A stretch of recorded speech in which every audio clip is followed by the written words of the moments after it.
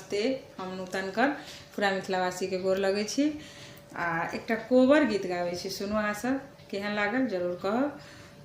आग्रह है सब आदमी से गीत पूरा सुनब आ गीत नीक लागे तो लाइक शेयर जरूर करब, हमर पेज से जुड़ू और जते आदमी जुड़ल छी सबके धन्यवाद, जे नहीं जुड़ल छी जरूर जुड़े के कोशिश करब। तो सुनू।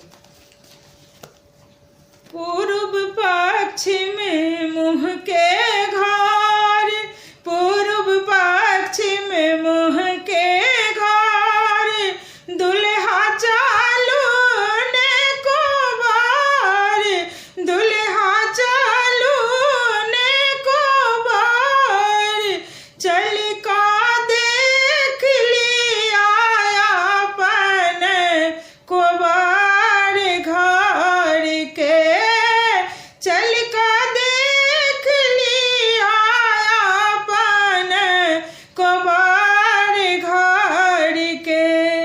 देखियो आंगन के सफाई, देखियो आंगन के सफाई, देखियो मंडप के सजावट, देखियो मंडप के सजावट, जेती कनिया संगे आई कोबार घर में, जेथिन कनिया संगे आई कोबार घर में।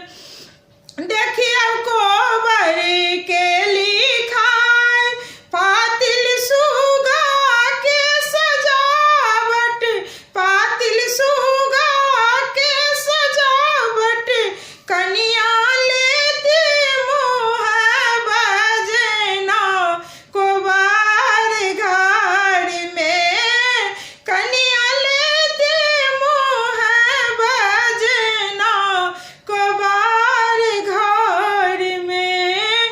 ऊपर चांद सूरज के बास, ऊपर चांद सूरज के बास, नीचा कनिया बर के आस, नीचा कनिया बर के आस, कनिया सुत थिन संगे आई कोबार घर में, कनिया सुत थिन संगे आई कोबार घर में। पूर्व पश्चिम मुँह के घर, दुल्हा चलियो ने कोबार, दुल्हा चलियो ने कोबार, चल को देख लिया अपन कोबार घर के, चल को देख लिया अपन कोबार घर के।